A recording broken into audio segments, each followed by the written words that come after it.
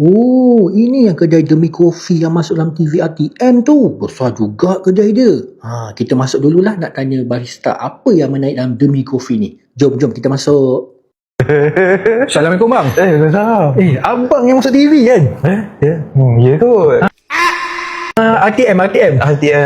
Bang. Betul. Tajuk apa yang kat RTM tu? Oh, dekat RTM tu, dekat TV1, tajuk Eksplorasi Halal. So, kita dekat Demi Coffee ni ada CJ Halal.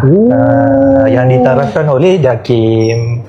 So abang, apa yang menarik kat Demi Coffee ni? Okey, yang menarik kat sini, kita menjual kopi dan juga kita ada jual makanan juga. Okey, makanan yang banyak orang ambil adalah untuk dessert ataupun nak yang santai-santai adalah croissant.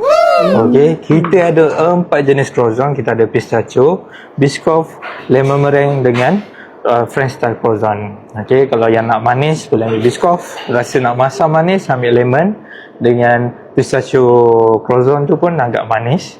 So yang ini the plain croissant. So apa yang sesuai kalau kita nak minum dengan air kopi? Oh, okey. Kalau yang sesuai, korang boleh ambil French style croissant ni. The plain boleh cecah dengan kopi ataupun dengan hot chocolate. Memang sangat sedap.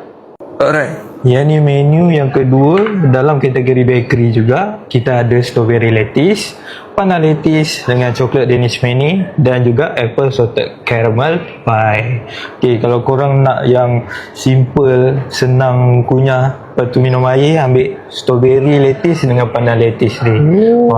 Ni dia agak healthy, tak manis sangat, tak tawar sangat, dia half-half.